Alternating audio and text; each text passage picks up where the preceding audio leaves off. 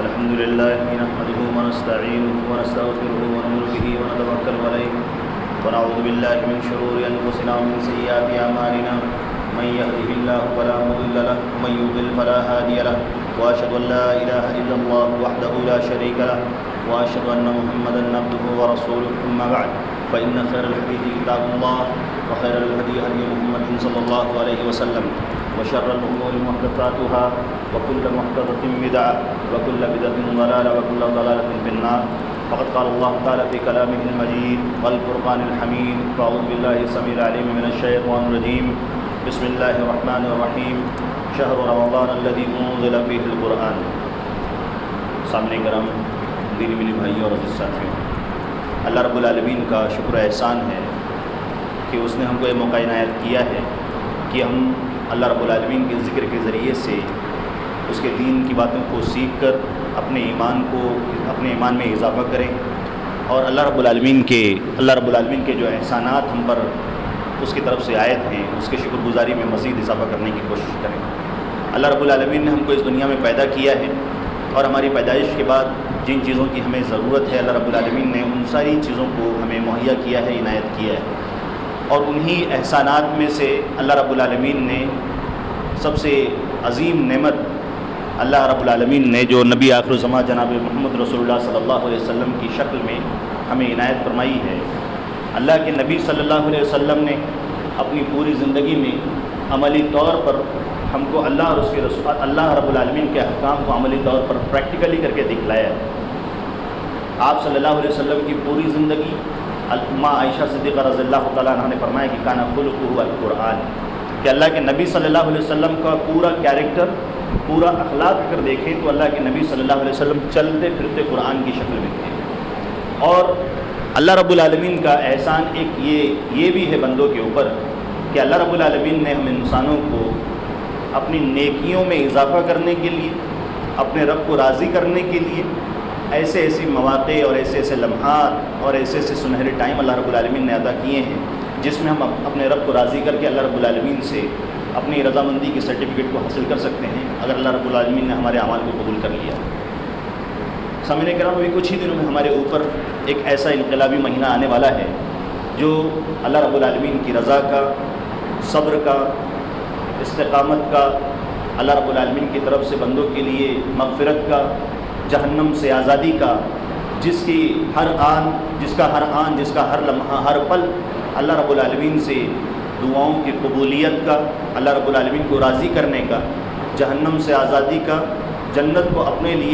لیے حلال کروانے کا، اپنے رب کو راضی کروانے کا ایک سنہرا موقع اللہ رب العالمین نے اس مہینے کے اندر رکھا ہوا ہے. ایک عظیم پیمانہ اور ایک عظیم پروگرام جب ہمارے سامنے ہوتا ہے، ایک بڑا ایونٹ ہمارے سامنے ہوتا ہے، تو اس ایونٹ کے آنے سے پہلے، اس عظیم پروگرام کو آنے سے پہلے یا کسی بڑے پروگرام کو آنے سے پہلے ہم اپنا شیڈیول طے کرتے ہیں، اپنے ایام، اپنے کارگزاری کو متعین کرتے ہیں کہ ہم کو کس طرح سے اس سنہرے یا اس عظیم کام کو ہم کو انجام دینا ہے تاکہ ہم اس سے زیادہ فائدہ اٹھا سکیں. کوئی بڑا پروگرام، ہم نے بڑا ایونٹ طے کیا ہوا ہے تو اس کے لیے ہم کافی وقت صرف کرتے ہیں، خرچ کرتے ہیں تاکہ اس کو صحیح طریقے سے منظم کر کے اس سے زیادہ فائدہ اٹھایا جا سکے. اللہ رب العالمین نے جو قیمتی مہینہ عطا کیا ہے جس میں اللہ کے رسول صلی اللہ علیہ وسلم نے فرمایا ہے کہ جنت کے دروازوں کو کھول دیا جاتا ہے، جس کی پہلی ہی رات کو اللہ رب العالمین ایسے شیطانوں کو جو سرکش یعنی وانٹیڈ کی طرح ہوتے ہیں، جو ایک دم سرکشی میں، نافرمانی میں حد سے آگے بڑھے ہوئے ہوتے ہیں، اللہ رب العالمین ان کو مقید کر دیتا ہے، ان کو قید کر دیتا ہے تاکہ ہم انسانوں کے سامنے اللہ رب العالمین کو راضی کرنے والے اور اسی طرح سے اللہ رب العالمین کو خوش کرنے والے اعمال کو انجام دینے میں کوتاہی نہ ہو.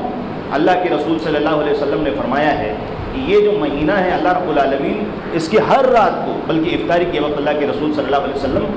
اللہ کے رسول نے فرمایا کہ لوگوں کو جہنم سے آزاد کرتا ہے. اللہ کے رسول نے فرمایا کہ اس کے ہر وقت میں ہم کو اللہ رب العالمین ہماری دعاؤں کو قبول کرتا ہے. اللہ کے رسول نے فرمایا ہے، ایک عمومی حدیث میں اللہ کے رسول نے فرمایا ہے صوم کے بارے میں، روزے کی فضیلت کے بارے میں، کہ جو اللہ رب العالمین کے راستے میں روزہ رکھتا ہے اللہ رب العالمین اس کے چہرے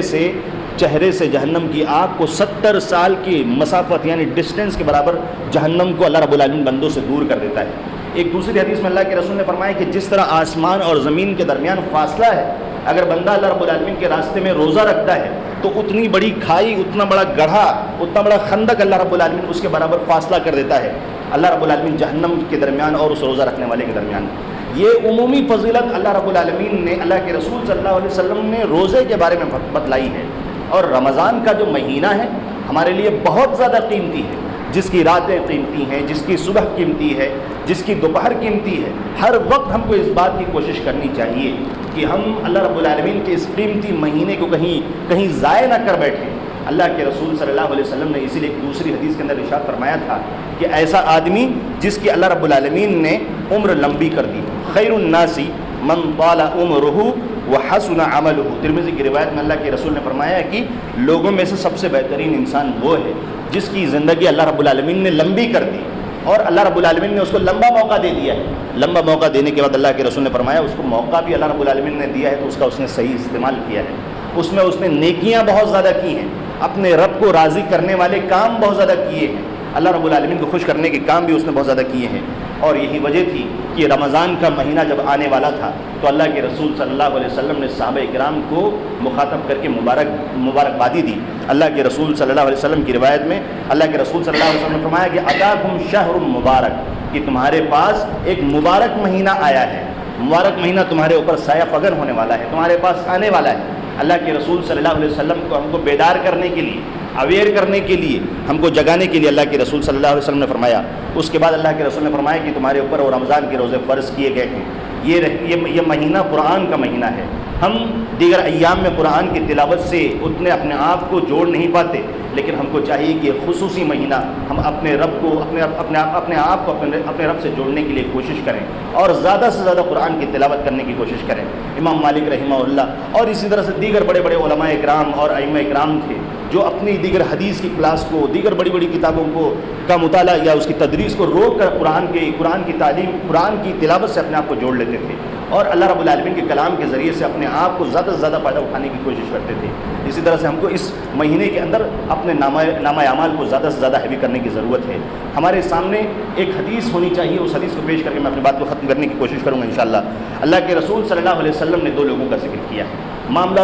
زیرو سے شروع کرتے ہیں کہ یہ مہینہ ہمارے لیے کتنا زیادہ قیمتی ہے کہ اللہ کے رسول صلی اللہ علیہ وسلم کے سامنے قبیلہ جو عزرا نام کا قبیلہ ہے، اس میں سے ایک شاخ، ایک برانچ ہے بلی، اس کے دو لوگ جو یہودی دین کے فالو کرنے والے تھے، یہودیت کے ماننے والے تھے، ان دونوں نے اسلام کو قبول کیا اور اللہ کے رسول صلی اللہ علیہ وسلم کی خدمت میں حاضر ہوئے۔ اسلام قبول کرنے کے بعد دونوں بہت زیادہ نیک تھے، لیکن اس میں سے ایک شخص جو تھا وہ بہت زیادہ ایکٹیو تھا، بہت زیادہ نیکیوں میں آگے بڑھ جانے والا، بہت زیادہ مجتہد، بہت زیادہ محنت کرنے والا تھا۔ اس نے اللہ رب العالمین کے لیے نمازیں پڑھیں اور اسی طرح سے استغفار کرنا، ذکر و اذکار کرنا، اللہ رب العالمین کے راستے میں خرچ کرنا، بہت زیادہ نیک تھا، بہت زیادہ، یہاں تک کہ وہ اللہ رب العالمین کے راستے میں اپنی جان کو بھی اللہ رب العالمین کے لیے پیش کر دیتا ہے، قربان کر دیتا ہے، شہید ہو جاتا ہے۔ اس کے بعد پھر ایک دوسرا شخص جو یہ ان میں سے ایک دوسرا شخص ہے، اتنا زیادہ نیک نہیں تھا، وہ نمازی تھا، روزے دار تھا، لیکن اس پہلے شخص کی طرح روزے دار نہیں تھا، عبادت گزار نہیں تھا، بہت زیادہ نیکی کرنے والا نہیں تھا۔ طلحہ بن عبید اللہ رضی اللہ تعالیٰ عنہ بیان فرماتے ہیں کہ انہوں نے خواب دیکھا کہ وہ پہلا شخص جس نے اپنی جان کو اللہ رب العالمین کے راستے میں صرف کر دیا، خرچ کر دیا، شہید ہو گیا، اور دوسرا وہ شخص جس کی نارمل حالت میں انتقال ہوئی، نارمل حالت میں وفات ہوئی، دونوں جنت کے دروازے کے پاس کھڑے ہوئے ہیں۔ اور یہ حضرت طلحہ بن عبید اللہ رضی اللہ تعالیٰ عنہ بھی اس جنت کے دروازے کے پاس کھڑے ہوئے ہیں۔ جنت کا دروازہ کھلتا ہے، فرشتہ باہر آتا ہے اور اس کے بعد اس دوسرے صحابی کو، اس شخص کو جس نے اسلام کو قبول کیا تھا لیکن شہید نہیں ہوا تھا، اس کو جنت کے اندر اس شہید سے پہلے داخل کرتا ہے، اور اس کے بعد پھر دوبارہ جنت سے ایک فرشتہ باہر نکلتا ہے، اور اس کے بعد دوبارہ باہر آنے کے بعد اس شہید کو بلاتا ہے، اور اس کے بعد اس شہید کو جنت کے اندر لے کر چلا جاتا ہے، اور اس کے بعد طلحہ بن عبید اللہ رضی اللہ تعالیٰ عنہ سے کہتا ہے کہ ابھی آپ کا وقت نہیں آیا ہے، لہٰذا پلٹ جائیے۔ اس کے بعد پھر صبح انہوں نے اس خواب کو صحابہ اکرام کے درمیان بیان کیا۔ صحابہ اکرام حیرت میں تھے، یہ کیا ماجرا ہے؟ ایسا کیسا معاملہ پیش آیا؟ اللہ کے رسول صلی اللہ علیہ وسلم سے اس بات کو ذکر کیا گیا۔ اللہ کے رسول صلی اللہ علیہ وسلم نے ان سے کہا کہ کیا تم یہ نہیں دیکھتے کہ اس کے بعد وہ شخص جو شہید نہیں ہوا تھا، جس کی نارمل حالت میں وفات ہوئی تھی، انتقال ہوا تھا، اللہ کے رسول نے فرمایا الیس قد مکث ھذا بعدہ سنۃ، کیا آپ نے نہیں دیکھا کہ وہ آدمی جو دوسرا آدمی تھا جو شہید نہیں ہوا تھا، وہ اس کے بعد 1 سال زندہ تھا؟